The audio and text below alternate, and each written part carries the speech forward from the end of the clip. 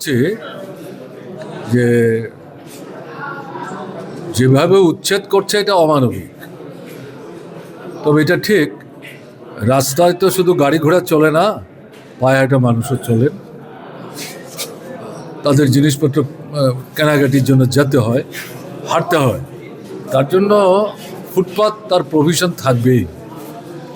এদিক থেকে যারা ওখানে বসে কাজ করছেন তারা সবাই যে একবারে হাঁটা চলার রাস্তা সবটা দখল করে করছে ঘটনাটা, কিন্তু বাধ্য হচ্ছে, বিকল্প নাই। এখন এদেরকে তো একটা বিকল্প দিয়ে তারপর ওখান থেকে সরানো হচ্ছে। যদি এমন হয় যে বিকল্পের ব্যবস্থা হয়েছে কিন্তু তারা এটা গ্রহণ করতে চাইছে না, তারা এখানেই থাকতে চাইছে, তাহলে প্রশ্নটা আলাদা।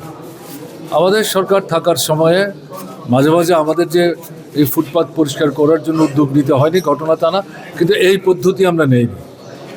আমরা বিকল্প ব্যবস্থা করেছি এবং আপনারা দেখেছেন যারা খবর রাখেন, আগরতলা শহরের বিভিন্ন এলাকাতে এই ধরনের হকার যারা ফুটপাতে বসে যারা কাজ করেন তাদের স্থায়ীভাবে একটা আস্তানা বা ঠিকানা দিয়ে ওখানে যাতে তারা ব্যবসাটা ঠিকঠাকভাবে করতে পারে তার ব্যবস্থা করেই তারা যেখানে ছিলেন এখান থেকে তাদেরকে সরবার জন্য আমরা আবেদন করতাম, অনুরোধ করতাম।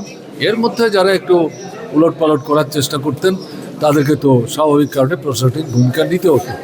কিন্তু এখন যেটা দেখা যাচ্ছে, কিছুদিন পরপরই তারা গিয়েও ইয়েগুলি হকার উচ্ছেদের নাম করে, ফুটপাত পরিষ্কার করার নাম করে রাতের অন্ধকারে গিয়ে আক্রমণ করছে, ভাঙচুর করছে। এবং সবচেয়ে খারাপ জিনিস যেটা, ঠিক আছে দোকানটা সরাতে হবে, তাদের যে সামগ্রীগুলি এগুলি কেন নষ্ট করছে?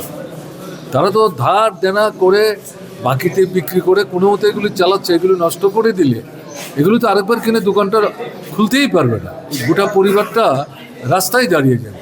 আমি এই জিনিসটা যেটা লক্ষ্য করছি যে প্রচণ্ড বলা যায় একটা জিঘাংসামূলক দৃষ্টি নিয়ে অমানবিক কায়দায় এই আক্রমণটা তারা সংগঠিত করছে।